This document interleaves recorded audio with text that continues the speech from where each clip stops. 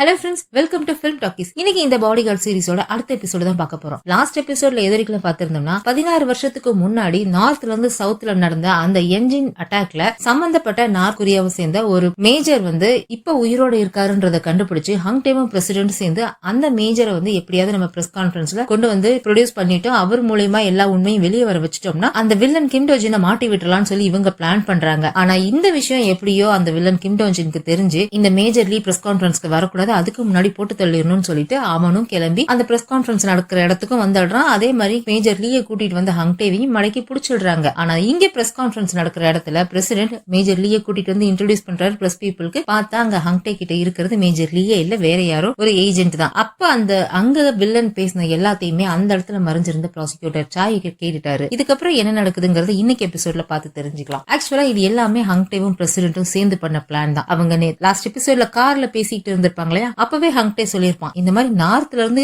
இல்லீகலா சவுத்துக்கு வந்த ஒருத்தரோட வாக்குமூலத்தை கண்டிப்பா எவிடன்ஸா எடுத்துக்க மாட்டாங்க, அதுக்கு ஈக்குவலா இன்னொரு எவிடன்ஸ் நம்ம கிட்ட வேணும், அப்படி இருந்தா மட்டும்தான் இதை நம்ம மத்தவங்களை அக்செப்ட் பண்ணிக்க வைக்க முடியும் அப்படின்னு சொல்லிட்டு அந்த சேர்மன் கிம் டோஜின் பேசாம இதுக்குள்ள நம்ம இழுத்துட்டு வந்துடலாம் அப்படின்னு அவங்க பிளான் பண்ணியிருக்காங்க. அதுக்காக பிரசிடென்ட் வேணும்னே தான் அந்த செக்யூரிட்டி சர்வீஸோட ஃபைல்ல அந்த கோட் நம்பரை எழுதி வச்சிருப்பாரு. இவங்க செக்யூரிட்டி சர்வீஸோட சீஃபையே அவங்க பக்கம் இழுத்திருக்காங்கன்னா இன்னமும் வேற யாராவது இதுக்குள்ள இருக்கிறதுக்கு வாய்ப்பு இருக்கு. அவங்க மூலியமா கண்டிப்பா இந்த நியூஸ் அந்த சேர்மனுக்கு போய் சேரும். அப்படி போச்சுன்னா கண்டிப்பா அந்த வில்லன் இங்க வருவான் அப்படின்னு சொல்லி பிளான் பண்ணிருக்காங்க. சோ அந்த பில்டிங்ல அந்த வில்லன் நம்மள கார்னர் பண்றதுக்கு எந்த இடம் வாய்ப்பு இருக்குன்னா எந்த இடத்துல செக்யூரிட்டி ஏஜென்ட் இல்லாம இருக்காங்க அப்படின்னு பாக்கணும். அப்ப இந்த பிரஸ் கான்ஃபரன்ஸ் நடக்கிற இடத்துக்கும் இவங்க நம்மள கார்னர் பண்ற இடத்துக்கும் தூரமா இருக்கணும். அதுக்கு ஏத்த இடம்னு பார்த்தா அங்க இருக்கிற ஸ்டாஃப்ஸுக்கு எல்லாம் ஃபுட் ப்ரிப்பேர் பண்ற கிச்சன் தான் அதுக்கு கரெக்டா இருக்கும்னு சொல்லிட்டு அந்த கிச்சன்ல வேணும்னே தான் ஹங்டே போய் அந்த இடத்துல மாட்டி இருந்திருப்பான். அதுக்கு முன்னாடியே ப்ராசிக்யூட்டர் சாயை அந்த இடத்துல மறைச்சு வச்சிட்டு இருந்திருப்பான். இவங்க என்னவோ வளைச்சு ஹங்டேவை கார்னர் பண்ணிட்டு போய் அந்த இடத்துல கார்னர் பண்ண மாதிரி இவங்க நினைச்சிருந்திருப்பாங்க. ஆனா பார்த்தா அங்க ஹங்டே தான் இவங்கள கார்னர் பண்ணி இருந்திருக்கான். இங்க இப்ப பிரசிடென்ட் பிரஸ் பீப்புள்கிட்ட எல்லா உண்மையும் சொல்றாரு. இந்த மாதிரி ப்ராசிக்யூட்டர் சாயிலோட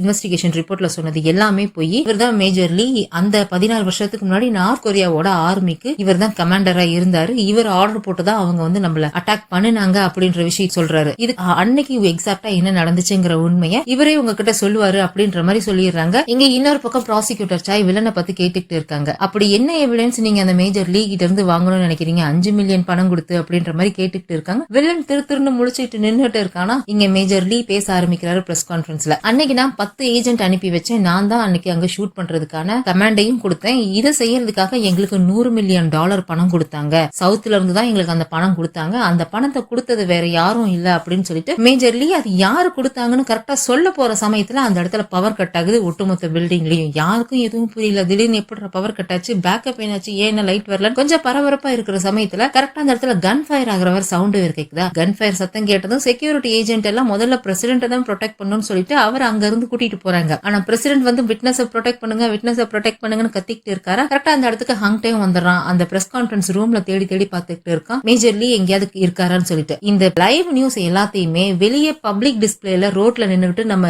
யூனாவும் பாத்துட்டு இருந்திருப்பாங்க. இந்த குழப்பம் நடக்கிறத பார்த்தோன்னே அவசரமா அவங்களும் கிளம்பிங்க வராங்க. கொஞ்ச நேரத்திலேயே அங்க லைட் வந்துருது. ஆனா பார்த்தா மேஜர் லீயை காணோம். மேஜர் லீ எங்க போனாருன்னு எல்லாரும் பரபரப்பா தேடிட்டு இருக்காங்க. அந்த டைம்ல ஹங்டே கவனிக்கிறான் கார் பார்க்கிங்ல இருந்து ஒரு கார் வேகமா வெளியில போறது. உடனே அவன் அந்த காரை ஃபாலோ பண்ணிட்டு போயிட்டு இருக்கான். இங்க வில்லனும் ப்ராசிக்யூட்டர் சாயும் அதே இடத்துல தான் நின்னுட்டு இருக்காங்களா. அப்ப வில்லன் சொல்றான் பிரஸ் கான்ஃபரன்ஸ் முடிஞ்சிருச்சுன்னு நினைக்கிறேன், அவ்வளவுதான் போலாமா அப்படின்னு சொல்லிட்டு போக பாக்குறானா. ஆனா நம்மளோட ஸ்டோரி இப்பதானே ஸ்டார்ட் ஆயிருக்கு அப்படின்னு சொல்லிட்டு அவர் ஒரு பேப்பர் எடுத்து காமிக்கிறாரு. இது கான்ஃபிடென்ஷியல் டாக்குமெண்ட், செக்ரட்டரி ஹான் தயாரிச்சது, இதை ஹங்டே என்கிட்ட கொடுத்தான் அப்படின்னு சொல்லி காமிக்கிறாரு. ஆக்சுவலா அவரோட கம்ப்யூட்டர்ல இருந்து ஹங்டே ஓபன் பண்ணிருப்பாங்க, அதை கொண்டு வந்து கொடுத்திருப்பார் போல இருக்கு. ஆனா இதுல இருக்கிற ரேட் படி பார்த்தா எல்லாமே மாறுதே. பிரசிடென்ட்லி அந்த ஃபால்கனுக்கு ரெப்ரசன்டேட்டிவா இருந்திருக்காரு, அவர் கூட சேர்ந்து வேலை பார்த்து இருக்கிற ஆளுங்க அப்படின்னு சொல்லிட்டு இந்த வில்லனோட டீம்ல இருக்கிற ஆளுங்க பேர்லாம் சொல்லிக்கிட்டு இருக்காங்களா. உங்ககிட்ட எந்த எவிடன்ஸ் அது இருக்கா, இல்ல இருக்கிறத வச்சு என்ன பண்ண முடியுமா பண்ணுங்க அப்படின்னு சொல்லிட்டு போக பாக்குறானா. ஆனா இப்ப நான் கேட்ட கேள்விக்கு நீங்க என்ன எந்த பதிலும் சொல்லவே இல்லையே, மேஜர் லீ கிட்ட அந்த $5 மில்லியன் கிட்ட ஏதோ டீல் பேசுனீங்களே, அது என்ன டீல் அப்படின்ற மாதிரி கேக்குறான். அவன் ஒரு பதிலும் சொல்லாம நின்னுட்டே இருக்கானா. சோ இப்ப நடந்த கான்வர்சேஷனை வச்சு பார்க்கும் போது எனக்கு என்னவோ இது உண்மன்ற மாதிரி தான் இருக்கு. அப்ப இந்த டாக்குமெண்ட்டை பேஜ்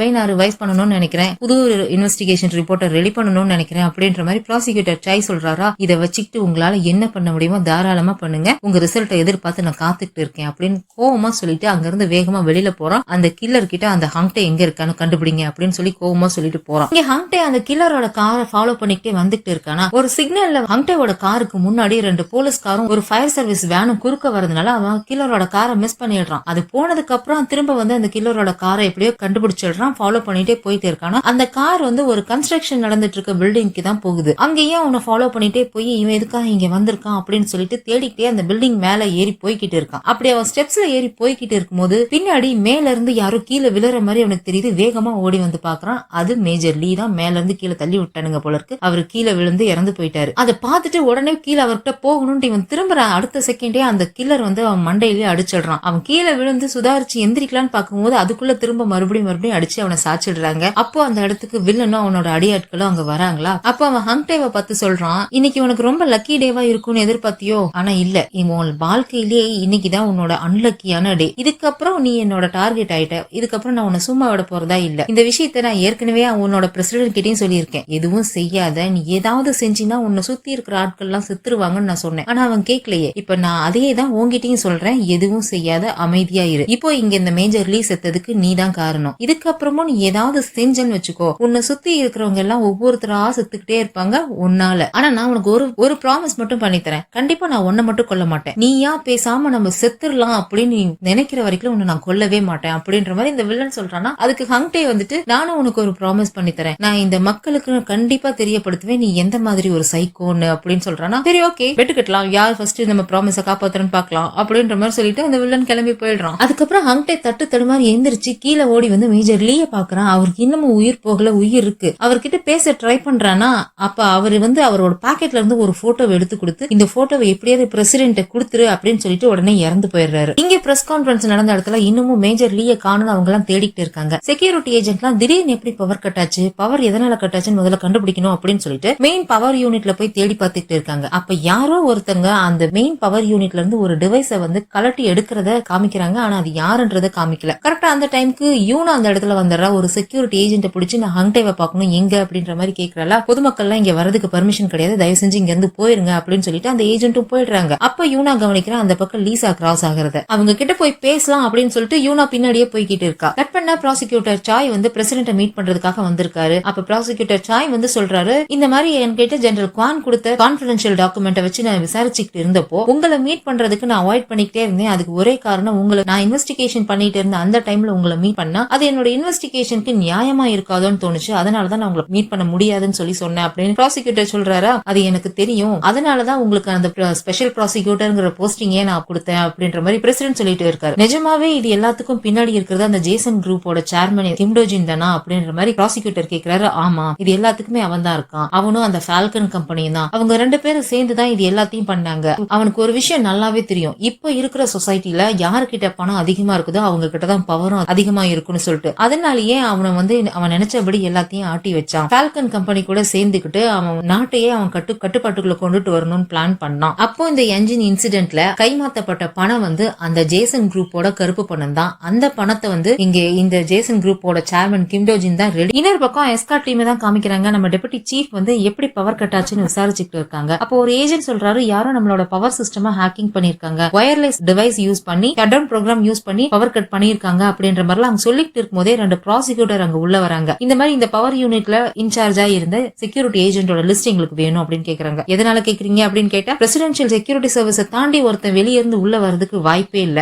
அப்ப இந்த பவர் கட்ட பிளான் பண்ணது கண்டிப்பா இந்த ஏஜென்ட்ல யாரும் ஒருத்தர் தான், நாங்க உங்கள ஒருத்தர் தான் சந்தேகப்படுறோம் அப்படின்னு சொல்லி கேக்குறாங்க. அவங்க எல்லாம் மாத்தி மாத்தி சண்டை போட்டுக்கிட்டு இருக்காங்க. அது எப்படி நீங்க எங்களை சந்தேகப்படலாம், யாரோ ஹேக் பண்ணிருக்காங்க, வயர்லெஸ் டிவைஸை யூஸ் பண்ணிருக்காங்க அப்படின்லாம் இவங்க மாத்தி எதோ சொல்லிட்டு இருக்காங்க. என்னதான் அது ஒரு வயர்லெஸ் ஹேக்கிங்கா இருந்தாலும் அதுக்கு ஒரு ஸ்விட்சிங் டிவைஸ் தேவைப்படும், அது கண்டிப்பா இங்க உள்ள வந்திருக்கும், அது எங்க இருக்குன்னு தேடுவோம் அப்படின்னு சொல்லிட்டு எல்லாரும் அந்த பவர் யூனிட்ல தேடிட்டு இருக்காங்க. ஆனா அததான் யாரோ கலட்டி எடுத்துட்டு போயிட்டதை நம்ம காமிச்சாங்களே, ஆனா அவங்களுக்கு அங்க எதுவுமே கிடைக்கல. இன்னொரு பக்கம் பிரைம் மினிஸ்டர் பிரசிடென்ட பாக்குறதுக்காக வேக வேகமா போயிட்டு இருக்காரா. அப்ப மினிஸ்டர் ஷின் வந்து குறுக்க வந்து நின்னுட்டு அவரை போக விடாம தடுக்கிறாரு. வழிய விட நான் பிரசிடென்ட பார்க்க போகணும் அப்படின்னா நீங்க இன்னமுமா அந்த பிரசிடென்ட நம்புறீங்க அப்படின்ற மாதிரி சொல்றாரு. இங்க பிரஸ் கான்பரன்ஸ்ல நடந்த எல்லாமே பிரசிடென்ட் பிளான் பண்ணது, அது எதுவுமே எதேச்சையா நடந்தது கிடையாது. ஏன்னா பிரசிடென்ட் தான் பர்சனலா யாருக்கும் தெரியாம சீக்கிரட்டா செக்யூரிட்டி ஏஜென்ட்டோட சேர்ந்து பிளான் பண்ணி இந்த பிரஸ் கான்பரன்ஸ் ஏற்பாடு பண்ணிருக்காரு. அப்படி இருக்கும்போது எவனோ வெளியே இருந்து ஒருத்தன் வந்து உள்ள பவர் கட் பண்ணி விட்னஸ கடத்திட்டு போறதெல்லாம் வாய்ப்பே இல்ல. இது எல்லாமே பிரசிடென்ட்டோட பிளான் தான். அவர் வந்து அந்த நம்பிக்கையில்லா தீர்மானம் கொண்டு வந்திருக்காங்க இல்லையா, அதுல இருந்து எஸ்கேப் ஆகிறதுக்காக இதெல்லாம் பண்ணியிருக்காரு. ஏன்னா இப்ப பிரஸ் கான்பரன்ஸ் நடக்கிறதுக்கு முன்னாடி மக்கள் மனசுல பிரசிடென்ட பத்தின எண்ணம் வேறையா இருந்துச்சு. இதுக்கப்புறம் அவங்க மனசுல இவரை பத்தின எண்ணம் வேறையா தான் இருக்கும். இருக்கும், நீங்க வேணா பாருங்க அப்படின்னு சொல்லிட்டு மறுபடியும் பிரைம் மினிஸ்டர் பிரைன் வாஷ் பண்ண ஆரம்பிச்சிடுறாரு. எஸ்கார்ட் டீமுக்கு தான் ஸ்விட்சிங் டிவைஸ் கிடைக்கல இல்லையா, ஆனா ஸ்விட்சிங் டிவைஸ் கண்டிப்பா இருந்திருக்கணும், அது வச்சுதான் இவங்க ஹேக் பண்ணிருக்காங்க, நம்ம வர்றதுக்கு முன்னாடி யாரோ எடுத்துட்டாங்க அப்படின்ற மாதிரி சொல்றாங்களா. இதை கேட்ட அந்த ப்ராசிக்யூட்டர் வந்து வேற யாரோ வந்து எப்படிப்பா எடுக்க முடியும், ஆரம்பத்துல இருந்து இப்ப வரைக்கும் இந்த இடத்துல இருக்கிறது செக்யூரிட்டி ஏஜென்ட் மட்டும்தான், அப்ப எடுத்திருக்காங்க அப்படின்னா உங்கள யாரோ தான் எடுத்திருக்க முடியும், எனக்கு இந்த இடத்துல இருந்த எல்லா செக்யூரிட்டி ஏஜென்ட்டோட லிஸ்டும் வேணும், அப்படி நீங்க கொடுக்க மறுத்தீங்கன்னா நான் வாரண்ட் வாங்கிட்டு வந்து ஒட்டுமொத்த செக்யூரிட்டி சர்வீஸையும் சர்ச் பண்ண வேண்டியிருக்கும் அப்படின்ற மாதிரி மிரட்டிட்டு இருக்காரு. இவங்க எல்லாம் பாவம் என்ன பண்றதுன்னு தெரியாம முழிச்சுக்கிட்டு இருக்காங்க. கட் பண்ணா யூனா ஹாஸ்பிட்டலுக்கு தான் வந்திருக்கா, ஹங்டே இங்க தான் அட்மிட் ஆயிருக்கான் போல இருக்கு, அவனை பாக்குறதுக்காக தான் வந்திருக்கா, என்னாச்சு உனக்கு, யார் உன்னை அடிச்சாங்க அப்படின்னு யூனா விசாரிச்சுக்கிட்டு இருக்காளா. ஆனா ஹங்டே அங்க இருந்து எந்திரிச்சு போக பாக்குறா.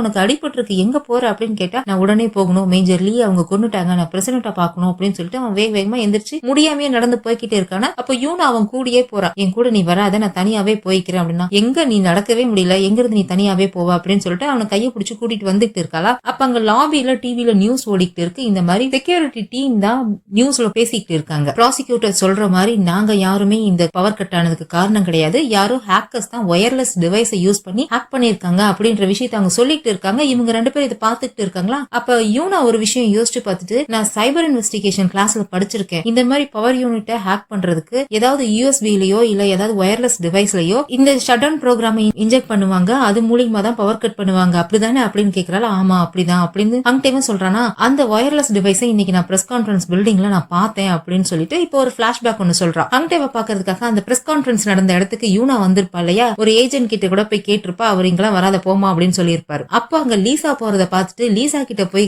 விசாரிக்கலாம் அப்படின்னு சொல்லிட்டு யூனா வந்து லீசாவை ஃபாலோ பண்ணிக்கிட்டே போறா. லீசா நேரா அங்க இருக்கிற பாத்ரூம்குள்ள தான் போறா. அங்க போய் அப்படின்னுட்டு ஒரு மாதிரி டென்ஷனா இருக்கா. அப்போ அவ பேகுக்குள்ள இருந்து அந்த ஒயர்லெஸ் டிவைஸை வெளியே எடுத்து பாத்துக்கிட்டு இருந்திருப்பா. அதை வந்து யூனா அங்க இருந்து கவனிச்சிருப்பா. அந்த டிவைஸ் எடுத்து கையில வச்சு பாத்துட்டு லீசா ஒரு விஷயம் யோசிச்சு பாக்குறா. ஆக்சுவலா லீசா தான் அந்த மேஜர் லீய கிட்னாப் பண்ணதுக்கு அப்புறமா போய் யாருக்கும் தெரியாம அங்க கனெக்ட் பண்ணி வச்சிருந்த இந்த டிவைஸை கலட்டிட்டு வந்திருப்பாங்க. இவங்க கலட்டிட்டு வெளியே வந்ததுக்கு அப்புறம் தான் அங்க செக்யூரிட்டி டீம்ல இருக்கவங்க எல்லாம் கெஸ் பண்றாங்க, கண்டிப்பா இங்க ஒரு ஒயர்லெஸ் டிவைஸ் இருக்கணும், அதை தேடுவோம் அப்படின்னு சொல்லிட்டு கெஸ் பண்ணிட்டு வராங்க. இப்ப இந்த விஷயத்த இங்க யூனா வந்து பாத்துக்கிட்டு இருக்காளா. அப்ப அவங்க லீசா உள்ள இருந்து வெளியில வந்தவ இங்க யூனா நின்னுட்டு இருக்கிறத கவனிச்சிடுறா. பாத்துட்டு ஷாக் ஆயிடுறாளா. என்னாச்சு, எதுக்காக இங்க வந்த அப்படின்னு கேட்டா, நான் ஹங்டேவை தேடிட்டு வந்தேன், உங்களுக்கு தெரியுமா அப்படின்னு கேக்குறாளா. நான் ஹங்டேவை பாக்கல அப்படின்னு சொல்லிட்டு லீசா ஒரு மாதிரி டென்ஷனா அங்க இருந்து போயிடுறா. இந்த விஷயத்த ஹங்டே கிட்ட சொன்னா, நீ என்ன சொல்ல வர, லீசா தான் பவர் கட் ஆனதுக்கு காரணம்னு சொல்றியா அப்படின்னு சொல்றானா. நான் அப்படி சொல்லல, அவங்க கையில அது இருந்ததை நான் பார்த்தேன் அப்படின்ற மாதிரி யூனா சொல்றாளா. கண்டிப்பா அது உண்மையா இருக்காது, லீசா இந்த மாதிரி வேலையை என்னைக்கும் செய்யவே மாட்டா, கண்டிப்பா அது உண்மையா இருக்காது, லீசா இந்த மாதிரி வேலையை என்னைக்கும் செய்யவே மாட்டா அப்படின்ற மாதிரி இங்க ஹங்டே கோவமா சொல்லிட்டு இருக்கான். ஆனா அதே சமயத்துல இந்த லீசா என்ன பண்றானா, அந்த ஒயர்லெஸ் டிவைஸ் எடுத்துக்கிட்டு நேரா மினிஸ்டர் ஷீனை தான் சீக்கிரட்டா பாக்குறதுக்காக போறா. அவர்கிட்ட போய் இந்த டிவைஸ் எடுத்து கொடுக்குறா. இங்க ஹங்டே வந்து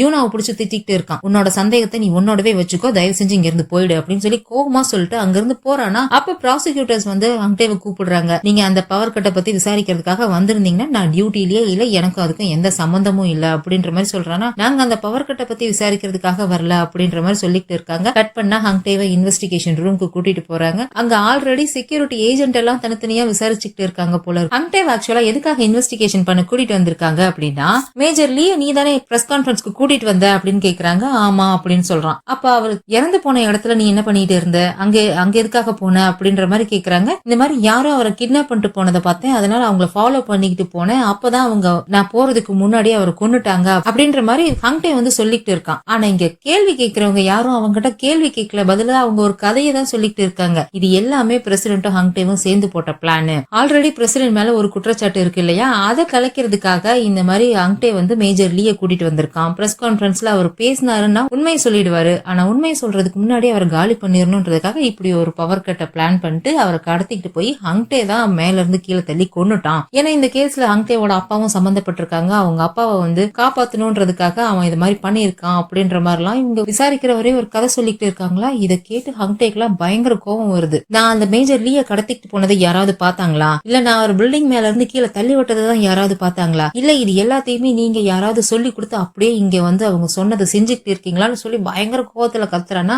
ஆமா நீங்க சொன்னதெல்லாம் கரெக்ட் தான், நான் சொன்ன விஷயம் எதுக்குமே எங்க கிட்ட எவிடன்ஸ் இல்ல, ஆனா எவிடன்ஸை கண்டுபிடிக்கிறதானே எங்க வேலையை, கூடிய சீக்கிரமா உங்களுக்கு எதிரான எவிடன்ஸ் நான் கண்டுபிடிச்சிட்டு வந்து உங்களை பாக்குறேன் அப்படின்ற மாதிரி சொல்லிட்டு அந்த ஆள் போயிடுறாரு. இங்க ஹங்டேக்கெல்லாம் செம்ம கடுப்பா இருக்கு. இதெல்லாம் யோசிச்சு வந்து போய் ரோட்ல நடந்து போய்கிட்டு இருக்கானா. எங்க இருந்து வந்தாங்கன்னே தெரியல. இந்த பிரஸ் பீப்புள்ஸ் எல்லாம் ஓடி வந்து ஹங்டேவை சூழ்ந்துக்கிறாங்க. அவங்க கிட்ட ஏகப்பட்ட கேள்வி மேல கேள்வி கேட்டுக்கிட்டு இருக்காங்க. அவனுக்கா முடியல. ஏற்கனவே அடிபட்டு ஹாஸ்பிட்டல்ல இருந்து ட்ரீட்மெண்ட் பண்ணாம வேற எந்திரிச்சு வந்திருக்கான். இங்க சுத்தி இவங்க எல்லாம் கத்துறது, அந்த கேமராவோட பிளாஷ் லைட் இதெல்லாம் அவனுக்கு ஒரு மாதிரி தலையை சுத்த ஆரம்பிச்சிருதா. அப்போ ஒரு காரு சல்லுன்னு கூட்டத்தை கிழிச்சிட்டு உள்ள வந்து நிக்குது. நம்ம யூனா தான் ஓடி வந்து ஹங்டேவை காப்பாத்தி காருக்குள்ள ஏத்திட்டு அங்க இருந்து எஸ்கேப் ஆகி போயிடுறாங்க. ஒரு இடத்துல போய் கார் நிறுத்திட்டு ஹங்டேவை சமாதானப்படுத்த பாத்துட்டு இருக்காங்களா. ஆனா அவன் ஒரு மாதிரி உறைஞ்சு போய் உட்காந்துருக்கான். பத்தாததுக்கு ஆப்போசிட்ல இருக்க பப்ளிக் டிஸ்பிளேல ஹங்டேவை பத்தின நியூஸ் தான் ஓடிட்டு இருக்கு. இந்த மாதிரி ஹங்டே தான் மேஜர் லீயை கொண்டுட்டான், பிரசிடென்ட்காக செய்து வேலை பார்த்திருக்கான் அப்படின்ற நியூஸ் ஓடிட்டு இருக்கு. அதை பார்த்து ஒரு மாதிரி விரக்தியில காரை விட்டு இறங்கி அவன் பாட்டுக்கு ரோட்ல நடந்து போய்கிட்டு இருக்கான். கட் பண்ணா பிரசிடென்ட் தான் காமிக்கிறாங்க. அவரை பாக்குறதுக்காக மினிஸ்டர் ஷீன் வந்திருக்காரு. எல்லாரும் என்கிட்ட கேக்குறாங்க, பாதியில நின்று போன உங்களுடைய பிரஸ் கான்பரன்ஸ திரும்பி நீங்க ஏற்பாடு பண்ணணுமான்னு கேக்குறாங்க. நான் வேணா அதுக்கு ஏதாவது ஏற்பாடு பண்ணட்டுமா அப்படின்ற மாதிரி கேக்குறாரு. ஆனா பிரசிடென்ட் இருந்து எந்த பதிலுமே இல்ல. நாளைக்கு காலையில உங்களுக்கு எதிராக நம்பிக்கை வாக்கெடுப்பு நடக்க போகுது. அதோட ரிசல்ட் வந்ததுக்கு அப்புறம் நம்ம எப்ப பிரஸ் கான்பரன்ஸ் வைக்கிறதுன்னு முடிவு பண்ணிக்கலாம். எனக்கு தெரிஞ்சு இதுக்கு அவசியம் இருக்காதுன்னு தான் நினைக்கிறேன் அப்படின்ற மாதிரி சொல்லிட்டு இந்த பிரஸ் கான்பரன்ஸ்ல நடந்த விஷயத்தை பத்தி கேக்குறாரு. எல்லாரும் சொல்ற மாதிரி மினிஸ்டர் ஷின்னும் இது எல்லாமே பிரசிடென்டோட பிளான், ஹங்டேவை வச்சு பிளான் பண்ணி ஹங்டே தான் அந்த மேஜர் லீயை கொண்டுட்டான், அவர் மேல இருக்கிற குற்றத்தை கவர் பண்றதுக்காகவும் இந்த நம்பிக்கை வாக்கெடுப்புல அவர் ஜெயிக்கிறதுக்காகவும் இந்த மாதிரி எல்லாம் பண்ணிருக்காருங்கிற மாதிரி தான் சொல்லி அவர் திட்டிக்கிட்டு இருக்காரு. இந்த மாதிரி ஏன் பண்றீங்க அப்படின்ற மாதிரி எல்லாம் புடிச்சு திட்டிக்கிட்டு இருக்காங்க. நீயும் அதை நம்புறியா? இல்ல எல்லாரும் பேசுறாங்களேன்றதுக்காக நீ பேசுறியா? இல்ல இந்த விஷயத்தை உருவாக்குனாங்களா ஒரு சிலர், அவங்களோட சேர்ந்துக்கிட்டு நீயும் உருவாக்குனியா அப்படின்ற மாதிரி பிரசிடென்ட் கரெக்டா தான் கேக்குறாரு. உன்னை பார்த்தா எப்படி இருக்கு தெரியுமா? 16 வருஷத்துக்கு முன்னாடி என்ன பார்த்த மாதிரியே இருக்குது. அப்ப நான் எப்படி இருந்தனோ அதே மாதிரிதான் நீயும் இருக்கு அப்படின்னு பிரசிடென்ட் சொல்றாரா. நிறைய பேர் தப்பு பண்ணதான் செய்யறாங்க. ஆனா தப்பு பண்ற எல்லாரும் உங்களை மாதிரி இப்படி ரெகுலர்லயே இருக்கிறது இல்லையே. அவங்க செய்யற தப்ப மூடி மறைச்சிட்டு அவங்க பாட்டுக்கு நிம்மதியா தானே வாழ்ந்துட்டு இருக்காங்க. உங்களால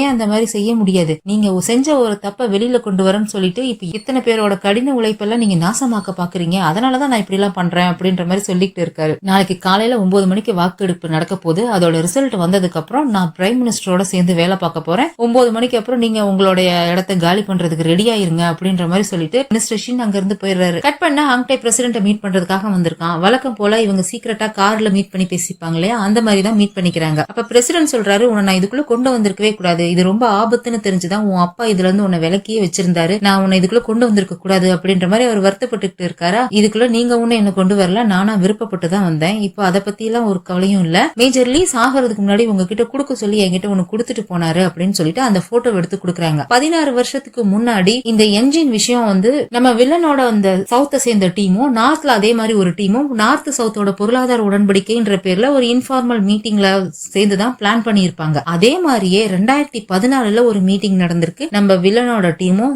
நார்த்த சேர்ந்த அந்த டீமும் 2014 பொருளாதார உடன்படிக்கை அப்படின்ற பேர்ல மீட் பண்ணி இன்ஃபார்மல் மீட்டிங்ன்ற பேர்ல மீட் பண்ணி பேசியிருக்காங்க. மேபி அந்த என்ஜின் இன்சிடென்ட் மாதிரி இப்பவும் அந்த கிம் டோஜின் ஏதோ பிளான் பண்றானோன்னு எனக்கு தோணுது அப்படின்னு சொல்லிட்டு அந்த போட்டோ எடுத்து காமிக்கிறாங்க. இது புது போட்டோ, அதே பழைய டீம். இங்க வில்லனை காமிச்சா அந்த ஃபால்கன் கம்பெனியை சேர்ந்த வெள்ளக்காரனோட பேசிக்கிட்டு இருக்கான். அந்த வெள்ளக்காரன் சொல்றான், நம்மளோட டிடே சீக்கிரம் வரப்போது, அதுக்கு முன்னாடி இந்த விஷயத்தை எல்லாம் கிளியர் பண்ணி வையே அப்படின்னு சொல்றானா. அதுக்கு வில்லனும் இருந்துட்டு கவலைப்படாதீங்க, அதுக்கு முன்னாடி பிரசிடென்டோட கதையை முடிச்சிடலாம் அப்படின்னு இந்த வில்லனும் சொல்லிட்டு இருக்கான். இங்க பிரசிடென்ட் வந்து ஹங்டே சொன்னதை கேட்டு ஷாக் ஆகி போய் உட்கார்ந்துருக்காரு. இவங்க என்ன புதுசா பிளான் பண்றாங்கன்னு தெரியலையே அப்படின்ற மாதிரி அவர் ஷாக் ஆகி போய் உட்கார்ந்துருக்காரு. கண்டிப்பா ஏதோ பெருசா பிளான் பண்ணிருக்காங்க, அது என்னங்கிறது மேஜர் லீக்கு தெரிஞ்சிருக்கு, அதை உங்ககிட்ட அவர் சொல்லணும்னு நினைச்சிருக்காரு, அதனாலதான் இந்த போட்டோவோட வந்திருக்காரு உங்ககிட்ட குடுக்கறதுக்காக அப்படின்னு ஹங்டே சொல்றானா. தயவு செஞ்சு இதோட நீ ஸ்டாப் பண்ணிக்கோ, இதுக்கப்புறம் நடக்க வேண்டியதை நானே பாத்துக்கிறேன், நீ இதுல இனிமே இன்வால்வ் ஆகாத அப்படின்னு பிரசிடென்ட் சொல்றாரு. கண்டிப்பா முடியாது, என் மேல கொலகாரன்ற கேஸ் போட்டிருக்காங்க, அதை நான் தான் கிளியர் பண்ணணும், என் அப்பா எந்த தப்பும் பண்ணலங்கிறதையும் நான் தான் கிளியர் பண்ணணும், அந்த கிம் டோஜினை பத்தின உண்மையும் மக்கள் கிட்ட நான் தான் கொண்டு வருவேன். நான் அந்த ஜேசன் ஹெட் குவார்டர்ஸ்குள்ள இருக்கிற அந்த கிம் டோஜினோட பென்த் ஹவுஸ்குள்ள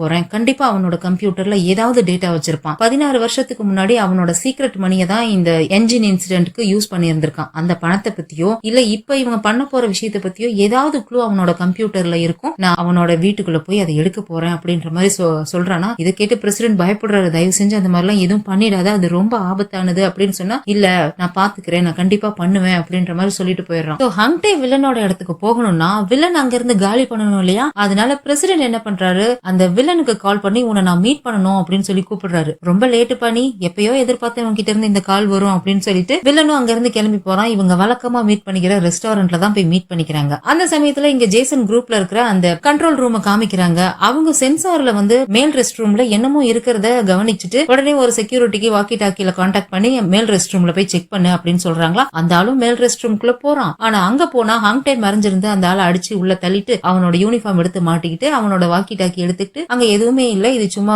ஃபங்க்ஷன் அப்படின்ற மாதிரி அவன் இன்ஃபார்ம் பண்ணிடுறான். ஓகே அப்படின்ட்டு இவங்களும் விட்டுடுறாங்க. இங்க பிரசிடென்ட காமிச்சா எதுக்காக என்ன கூப்பிட்ட அப்படின்னு வில்லன் கேக்குறானா, என்னோட செக்யூரிட்டி டீம் மேல கரண்ட பிளாக் அவுட் பண்ணதுக்கான ஒரு இன்வெஸ்டிகேஷன் போய்கிட்டு இருக்கு இல்லையா, அதையும் ஹங்டே மேல மேஜர் லீய கொன்னதுக்கான ஒரு கொலைப்பலி போயிட்டு இருக்கு இல்லையா, அதையும் தயவு செஞ்சு ஸ்டாப் பண்ணிடு. நீ சொல்லிதான் இதெல்லாம் நடக்குதுன்னு எனக்கு நல்லாவே தெரியும், உனக்கும் தெரியும் எனக்கும் தெரியும் மேஜர் லீய உண்மையாவே கொலை பண்ணது யாருன்னு அப்படின்ற மாதிரி பிரசிடென்ட் இங்க சொல்லிட்டு இருக்காரு. இங்க ஹங்டே அங்க இருக்கிற செக்யூரிட்டி கார்டு மாதிரியே ட்ரெஸ் பண்ணிட்டு அங்கங்க தனித்தனியா மாற்ற செக்யூரிட்டிஸ் எல்லாம் அடிச்சு காலி பண்ணிட்டு கொஞ்சம் கொஞ்சமா அந்த மெயின் கண்ட்ரோல் ரூமுக்கு வந்துடுறான். அங்க இருக்கிற செக்யூரிட்டிஸையும் அடிச்சு காலி பண்ணிடுறான். அந்த இடத்துல வந்து ஒட்டுமொத்த பில்டிங்கோட கண்ட்ரோலும் அங்க இருக்குது, சிசிடிவி கண்ட்ரோல், அப்புறம் டோரோட கண்ட்ரோல்லாம் அந்த இடத்துல இருக்கா. அப்போ அங்க வெளியே டோருக்கு வெளியே யூனா வெயிட் பண்ணிட்டு இருக்கான். இவன் மெயின் டோர் ஓபன் பண்ணி விடுறான். யூனா அந்த பில்டிங் குள்ள வந்துடுறா. இவன் சிசிடிவி வழியா பார்த்து எந்த வழியா போகணும், எந்த இடத்துல செக்யூரிட்டி கார்டு இருக்காங்க அப்படின்னு இவன் பார்த்து சொல்ல சொல்ல அங்கங்க மறைஞ்சு யூனா மெதுவா லிப்டுக்குள்ள எப்படியே வந்து சேர்ந்துடுறா. இங்க இருந்து 23வது மாடிக்கு போகணும், ஏன்னா அங்கதான் இந்த வில்லனோட ரெசிடென்ஸ் இருக்கு. இங்க இன்னொரு பக்கம் பிரசிடென்ட்டையும் வில்லனையும் காமிக்கிறாங்க. இந்த வில்லன் என்ன சொல்றான்னா, உன்னோட